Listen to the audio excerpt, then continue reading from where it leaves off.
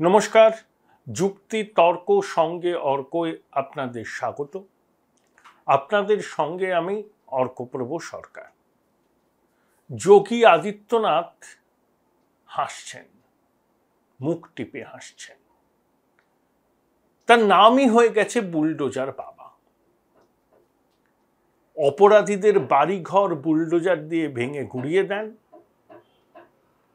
কাউকে রেয়াত করেন না, সেই জন্য তার অনুরাগীরা বলেন যে বুলডোজার বাবা। আবার কেউ কেউ বলেন রাজনৈতিক প্রতিশোধ এবং প্রশাসনিক নিপীড়নের অস্ত্র হচ্ছে এই বুলডোজার। যোগী আদিত্যনাথকে দেখা দেখি শিবরাজ সিং চৌহান সহ বিজেপি শাসিত অন্যান্য রাজ্যের মুখ্যমন্ত্রীরাও এই বুলডোজার সংস্কৃতির পত্তন করেছিলেন নিজের নিজের রাজ্যে। পিছিয়ে রইলেন না অন্য রাজ্যের মুখ্যমন্ত্রীরাও। অন্ধ্রপ্রদেশের নতুন মুখ্যমন্ত্রী চন্দ্রবাবু নাইডু থেকে পশ্চিমবঙ্গের মুখ্যমন্ত্রী মমতা বন্দ্যোপাধ্যায় কলকাতার রাস্তাকে জবরদখল মুক্ত করা, বেআইনি হকার মুক্ত করার জন্য পুলিশ প্রশাসনের হঠাৎ করে তৎপরতা চোখে পড়েছে। মুখ্যমন্ত্রীর নিদান যে বাংলার জনবিন্যাস পাল্টে যাচ্ছে, বাংলা ভাষায় কথা বলার লোক পাওয়া যাবে না। এক মন্ত্রীকে বলেছেন যে কম্পিটিশন করে লোক বসাচ্ছেন। ব্যক্তিগত কাজে রাজারহাটে গিয়েছিলেন, ফেরার সময় ওয়েবেলের সামনে দেখেন ফুটপাত দখলদারদের ভরে গেছে। তাই মুখ্যমন্ত্রীর নিদান, দখলদার মুক্ত করতে হবে। যেমন কথা তেমনি কাজ। বিনীত গোয়েল থেকে শুরু করে অন্যান্য তাবর তাবর পুলিশ কর্তারা পথে নেমে পড়েছেন। এখন প্রশ্ন হলো, মুখ্যমন্ত্রী একবার বলেছিলেন আমি তো সবাইকে চাকরি দিতে পারবো না, বাড়িতে বলবে মাকে একটু ঘুগনি করে দিতে, সেই ঘুগনি নিয়ে রাস্তায় বিক্রি করবে।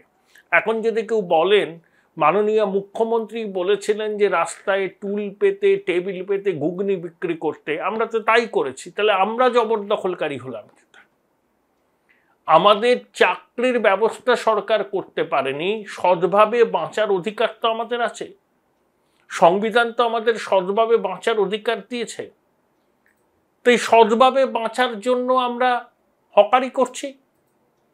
আমরা তো আর কাটমানি তোলাবাজি করে সংসার চালাই না। এই প্রশ্নগুলো তো উঠছে। দেখুন, মা মাটি মানুষের সরকার। মমতা বন্দ্যোপাধ্যায় প্রায়শই বলেন যে গরিব মানুষের মন বুঝি তারা আমার সঙ্গে আছে। এবারও শহুরে মধ্যবিত্ত উচ্চবিত্ত মানুষ অনেকেই মমতা বন্দ্যোপাধ্যায়কে ভোট দেননি, কিন্তু মমতা বন্দ্যোপাধ্যায় সেটা নিয়ে খুব বিচলিত। কারণ তিনি জানেন তার লক্ষ্মীর ভাণ্ডার, তার 100 দিনের কাজ, তার জন্ম থেকে মৃত্যু পর্যন্ত সামাজিক কর্মসূচি যেগুলো তিনি করেন, তার একটা বেনিফিশিয়ারি ক্লাস তৈরি হয়েছে, উপভোক্তা শ্রেণী। তারা সমর্থন করেন এবং লক্ষ্মীর ভাণ্ডারের অভিঘাত পড়েছে, অস্বীকার করার উপায় নেই।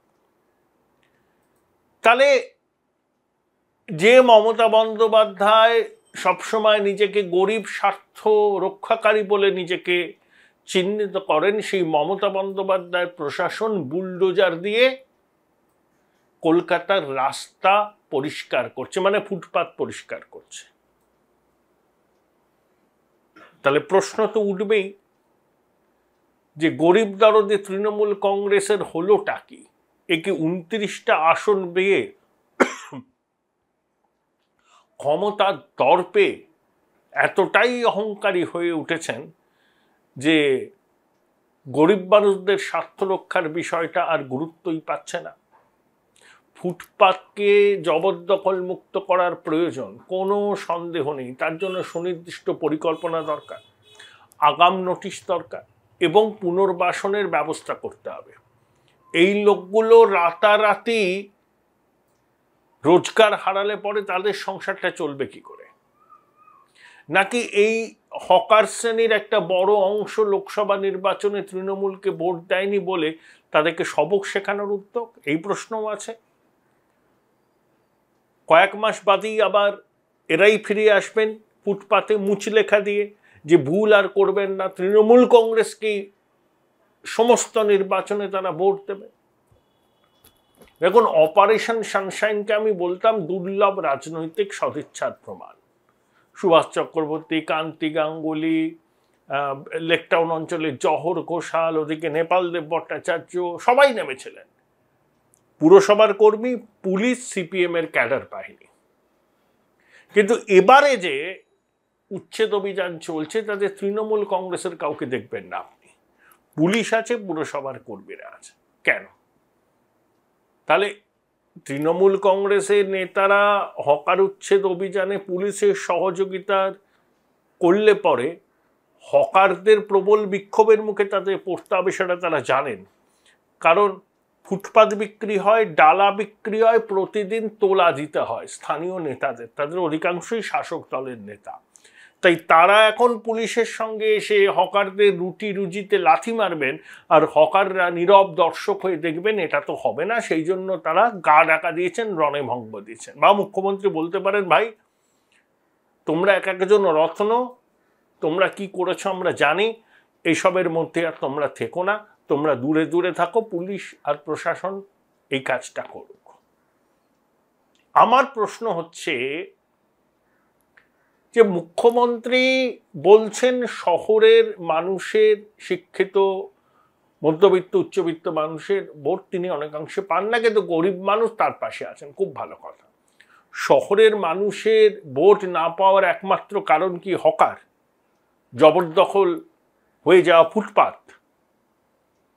শহরের মানুষ হকারদের প্রতি অনেক সহানুভূতিশীল, তারা জানেন বাধ্য হয়ে এরা হকারি করছে। এমন অনেক ছেলে মেয়ে হকারি করেন যারা উচ্চশিক্ষিত, চাকরিটুকু পায়নি। আর মুখ্যমন্ত্রী তো বলেছেন যে চাকরি সবাইকে দিতে পারবেন না। বেকার ছেলেদের বলেছেন বাড়িতে মাকে গিয়ে বলো ঘুগনি তৈরি করে দেবে, একটা চায়ের কেটলি নিয়ে বসো রাস্তায়, দেখবে দিনে অনেক টাকা রোজগার করছো। তারাই যদি বলে যে আমরা তো দিদির কথাই শুনেছি, রাস্তায় একটা টুল পেতে টেবিল পেতে বসে আছি, মানুষকে চা ঘুগনি খাওয়াচ্ছি, আমরা অন্যায় করছি কোথায়? খেটে খাচ্ছি মাথার ঘাম পায়ে ফেলে। আমরা তো আর দাদাদের মতো কাঠমানি খাই না, তোলাবাজি করি না। তা আমরা সৎভাবে জীবনযাপন করতে পারবো না? সেই অধিকারটুকু কি সরকার কেড়ে নেবে? এই প্রশ্নের কোনো উত্তর কি দিতে পারবে নবান্ন? তাহলে তারা হঠাৎ করে এটা করতে গেল কেন? এখন আমার মনে হয় উচ্চ পর্যায়ের কমিটি হবে, তাতে commissioner, ADG law and order, মুখ্য সচিব, স্বরাষ্ট্র সচিব, হকার ইউনিয়নের নেতা সবাই মিলে থেকে একটা পলিসি হবে, হকার পলিসি। পুনর্বাসন কিভাবে দেয়া হবে, কোন কোন রাস্তায় হকাররা বসতে পারবে, কোন কোন রাস্তায় বসতে পারবে না। কারণ এটা কিন্তু অনেকটা ব্যাকফায়ার হয়ে যাচ্ছে। আপনি যোগী রাজ্যের সমালোচনা করেন যে কিছু হলেই যোগী আদিত্যনাথ বুলডোজার নামান, এই রাজ্যের প্রশাসনও তো নিরীহ হকারদের ফুটপাত থেকে হটাতে, তাদের অস্থায়ী কাঠামোকে চূর্ণ বিচূর্ণ করতে বুলডোজারেরই সহযোগিতা নিচ্ছে। তাহলে তফাৎটা কোথায়? Join Indian Institute of Hotel Management now. Right choice, right decision. যোগী রাজ্যের বিরুদ্ধে অভিযোগ রাজনৈতিক প্রতিশোধ আর প্রশাসনিক নিপীড়নের জন্য এই বুলডোজার সংস্কৃতির আমদানি হয়েছে। পশ্চিমবঙ্গের ক্ষেত্রেও যদি বিরোধীরা এই অভিযোগ তোলেন, সেই অভিযোগকে ফুৎকারে শাসক উড়িয়ে দিতে পারবেন? আর শহরের শিক্ষিত মধ্যবিত্ত মানুষের সমর্থন চলে যাওয়ার পিছনে নানাবিধ কারণ আছে। এক, র্যাম্প্যান্ট করাপশন, শিক্ষক অশিক্ষক নিয়োগে যে দুর্নীতি হয়েছে সেটা প্রমাণিত। কারণ এসএসসি পর্যন্ত সুপ্রিম কোর্টে গিয়ে বলেছে বেআইনি নিয়োগ হয়েছে, সেই সংখ্যাটা কত সেটা 16 জুলাই জানা যাবে। র্যাম্প্যান্ট করাপশন হয়েছে। শুধু শিক্ষক নয়, নানা রকম নিয়োগের প্রশ্নই দুর্নীতির অভিযোগ সামনে এসছে। রাজ্যের মন্ত্রী, কয়েকজন মন্ত্রী আমলারা জেলে, অনেকজন বহুবার তলব পেয়েও রক্ষা কবচ নিয়ে তলবকে এড়িয়ে যাচ্ছেন। এগুলো মানুষ তো বোঝে। তাই শুধু হকাররা ফুটপাতে বসে আছেন বলে শহরের মানুষের সরকারের প্রতি মোহভঙ্গ হয়েছে তা নয়, একটা কারণ হতেও পারে, কিন্তু খুব গুরুত্বপূর্ণ কারণ নয়। শহরের মানুষের তৃণমূল সরকারের প্রতি বিতৃষ্ণা জন্মানোর কারণ হচ্ছে করাপশন, করাপশন, করাপশন। তোলাবাজি, কাউন্সিলরদের দাপাদাপি, আয় বহির্ভূত সম্পত্তি, দামি দামি গাড়ি চড়ে ঘুরে বেড়ানো। কলকাতার পুরসভার নির্বাচন কি নির্বাচন হয়েছে? নির্বাচনের নামে প্রহসন হয়েছে। বহু মানুষ গণতান্ত্রিক অধিকার প্রয়োগ পর্যন্ত করতে পারেন। এবং এই রাজ্যে শিল্পের খরা। ব্রিটানিয়া নাকি আবার বিনিয়োগ করবে দুর্গাপুরে, তাদের অনেক টাকার এখানে ব্যবসা হয়। অমিতবাবু বললেন, আচ্ছা 25 দিন ধরে ব্রিটানিয়ায় সাসপেনশন অফ ওয়ার্ক ছিল, এতগুলো লোককে কেন স্বেচ্ছা অবসর দিল? তাহলে ব্রিটানিয়া যা বলেছে সেটাকে বেদবাক্য বলে মেনে নিতে হবে? অমিতবাবু যা সাফাই দিচ্ছেন সেই সাফাইকেই বেদবাক্য বলে মেনে নিতে হবে? তাহলে এতগুলো কর্মীকে তারা স্বেচ্ছা অবসর দিল কেন? অস্থায়ী কর্মচারীদের ভবিষ্যৎ কি? সরু সুতোর উপর ঝুলছে। সেই বিষয়গুলোকে নিয়ে কোনো রকম কি বলবো রিজলভ করার বিষয় নেই। শুধু বলছেন অমিত মিত্র তাকে ওদের ম্যানেজিং ডিরেক্টর ফোন করেছিল, তিনি বিদেশে আছেন, ফিরে এসে সরকারের সঙ্গে কথা বলবেন। এতদিন বাদে ঘুম ভাঙলো। 25 দিন বন্ধ ছিল, সাসপেনশন অফ ওয়ার্ক ছিল। এই যে স্বেচ্ছা অবসর দেয়া হলো, তখন কেন সরকার উদ্যোগী হয়নি? এখন এতটা কাজ করে ফেললো ব্রিটানিয়া গোষ্ঠী, তখন অমিতবাবু সাফাই দিচ্ছেন ওরা এখানে থাকবে, বিনিয়োগ করবে। বিনিয়োগ নেই, কর্মসংস্থান নেই, তাই বেকার ছেলেমেয়েরা কি করবে? তারা হকারি করছে। আমি ফুটপাতকে জবরদখল মুক্ত করার পক্ষে, কিন্তু এই হকারদেরও জীবন জীবিকাকে সুরক্ষিত করতে হবে। নোটিশ দিন, দেখুন তারা ওঠে কিনা, এবং বিকল্প জীবিকার ব্যবস্থা করে দিতে হবে। রাতারাতি এইভাবে তো মানুষকে উচ্ছেদ করা যায় না। মুখ্যমন্ত্রী বলেন না উনি খুব মানবিক। মানবিক হলে মানবিকতাকে মাথায় রেখেই এই জ্বলন্ত সমস্যার সমাধান করুন। কয়েক লক্ষ পরিযায়ী শ্রমিক, শেষ কবে এখানে কলকারখানার উদ্বোধনে মুখ্যমন্ত্রী গেছেন তিনি নিজেই মনে করতে পারেন না। বাধ্য হয়ে ফুটপাতে হকারি করে। যখন আজ থেকে প্রায় 30 বছর আগে অপারেশন সানশাইন হলো, মমতা বন্দ্যোপাধ্যায় সেই উচ্ছেদের প্রতিবাদ করেছিলেন। গড়িয়াহাট মোড়ে তিনি প্রতীকী হকারি পর্যন্ত করেছিলেন। এখন তিনি শাসন ক্ষমতায়, তিনি হকারদের তুলে দিতে চাইছেন। তাদের সাথে কথা বলুন, বিকল্প জায়গা দিন, সময় দিন। মুখ্যমন্ত্রী বললেন নবান্নের সভাঘরে, আর পুলিশ নেমে পড়ল বুলডোজার নিয়ে কাঠামো ভাঙতে, জিনিসপত্রকে তুলে নিয়ে গেল ভ্যানে করে। এই ছবি খুব হৃদয় বিদারক। বামপন সরকার 21টা রাস্তাকে হকার মুক্ত করার কথা বলেছিল, খুব ভালো। পরিকল্পনা চাই। ওই সময় নাকি জাপানের কোনো সংস্থা ফ্লাইওভার তৈরির জন্য ঋণ দেবে বলেছিল, সেই জন্য বামপন সরকার তড়িঘড়ি হকার উচ্ছেদে নেমেছিল। দলের মধ্যে এ নিয়ে প্রচন্ড বিরোধও হয়।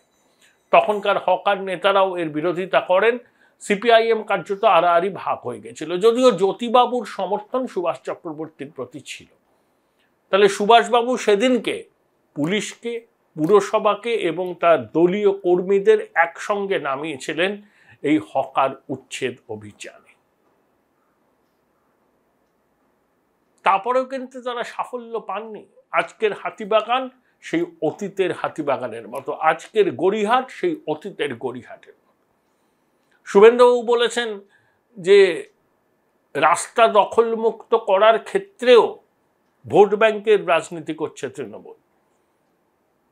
এই প্রশ্নটারও জবাব কিন্তু মুখ্যমন্ত্রীকে দিতে হবে। যদি রাস্তাকে হকার মুক্ত করতে হয়, আগে থেকে নোটিশ দিতে হবে, পর্যাপ্ত সময় দিতে হবে, এবং তাদের পুনর্বাসনের ব্যবস্থা করতে হবে। এবং এই হকার মুক্ত করার ক্ষেত্রে ভোট ব্যাংকের বিষয়টা মাথায় রাখলে রাজনৈতিক সদিচ্ছা নিয়ে প্রশ্ন উঠবে, প্রশাসনিক সদিচ্ছা নিয়ে প্রশ্ন উঠবে। হাতিবাগান, গড়িয়াহাট, বেহালা, যদুবাবুর বাজার, এর সাথে সাথে নিউ মার্কেট, রাজাবাজার, খিদিরপুর, এই সমস্ত অঞ্চলেও তাহলে কিন্তু হকার মুক্ত করতে হবে। এবং হ্যাঁ, পুনর্বাসনের ব্যবস্থা করে আগে থেকে নোটিশ দিয়ে, না হলে কিন্তু একটা সমস্যা দেখা দেবে, সামাজিক সমস্যা। বেকারত্বের জ্বালা সাংঘাতিক।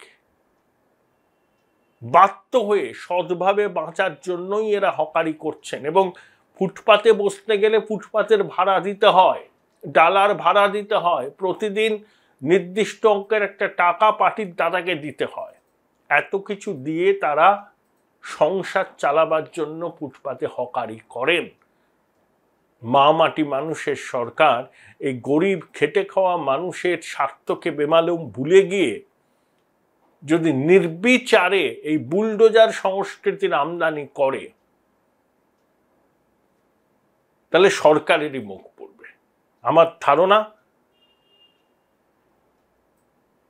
হিতে বিপরীত হয়েছে, এটা বুঝতে পেরেই মুখ্যমন্ত্রী হয়তো উচ্চ ক্ষমতা সম্পন্ন কোনো কমিটি তৈরি করবেন, যারা এই একটা চূড়ান্ত পলিসি তৈরি করবেন হকার বিষয় নিয়ে। দেখা যাক শেষ পর্যন্ত কোথাকার জল কোথায় গিয়ে দাঁড়ায়।